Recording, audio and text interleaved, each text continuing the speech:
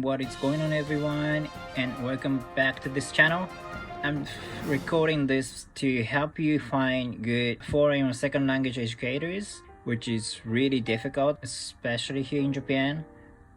I don't really know a lot of good second or foreign language educators, so hope this video helps you find a good one.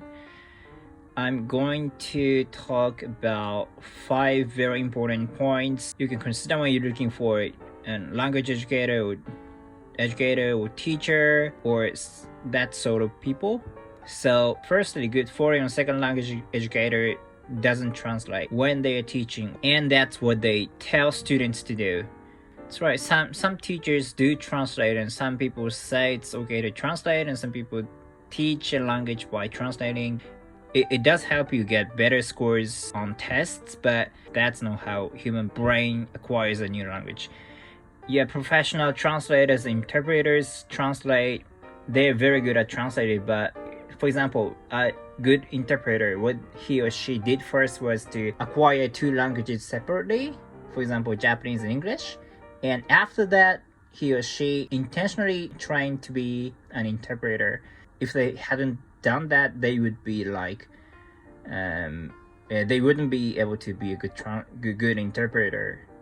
And what would be natural for them to talk without translating, right? When I'm speaking English now, so I'm not thinking about Japanese, I'm not thinking in Japanese, I'm thinking English, and I'm just speaking English.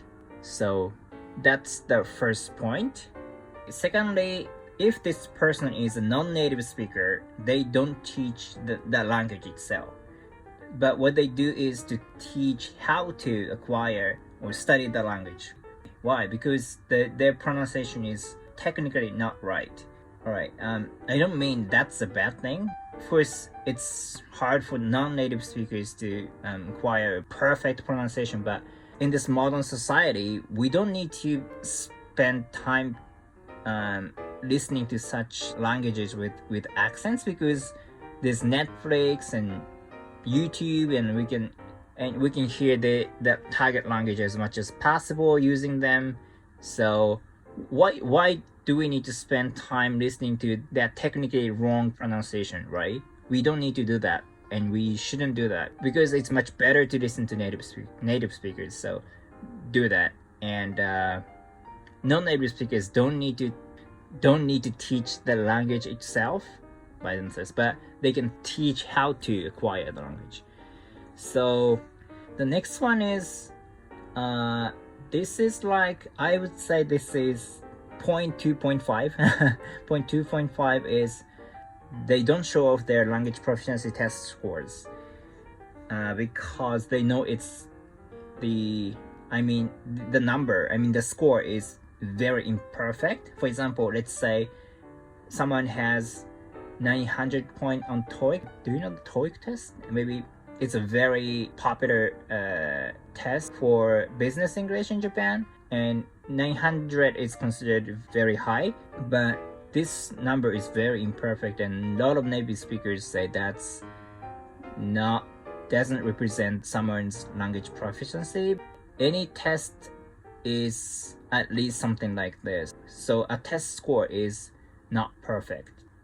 Alright, next point 3 is if the educator is bilingual and has 2 native languages, they don't use the non-target language. I mean, the same as the first one. This is very simple, right? Even if you're bilingual, perfect bilingual, and have 2 native languages, don't translate. That's very important. That's not how you acquire, and that's not how they acquire the 2 languages, right? Even if they speak 2 languages perfectly, they acquire them separately, so they should keep doing that. So that's very important. Point 4 is if you're looking for language conversation school or something like that, your teacher should be a native speaker, of course, because their pronunciation is correct, and that can be your model, and that's what you should acquire and try to copy, right? So, and other things the same as the previous ones, such as they don't translate, and what you should be careful is some schools teach speaking without translating, but grammar with translating. So just be careful not to translate, including grammar. And I think the next one can be 4.5, but you can't see anything written in your native language. For example, if you're Japanese who's learning English, and imagine you were in English conversation school, and when you are taking lessons, you don't see anything in Japanese. So your brain doesn't work to process any Japanese, and your brain can concentrate listening to acquiring English. This, I think, can be 4.5. And last one is, this is also about schools, including colleges, universities, etc. But they say, good educators and good schools say taking classes is not enough. If there were a conversation school which provides like courses where learners can learn 8 hours a day, and they could continue that for 3 years, they might be able to acquire that language, but that's usually impossible. And even if schools like that existed, that would be super expensive to go to such schools. So, and usually they go to such conversation schools once or twice a week, and each lesson lasts for an hour or 90 minutes or something like that, which is not enough to acquire new language. So good educators, good schools say taking classes is not enough. All right. If they say it's enough, they're lying, or they don't have enough knowledge about it. So I recommend you don't go there. That is not the best one. Okay, that's all the points I wanted to discuss today. So I hope this was useful to you to look for your teachers, schools, or something like that. If this was useful, don't forget to like this video and subscribe to my channel, and see you all in the next one. Bye.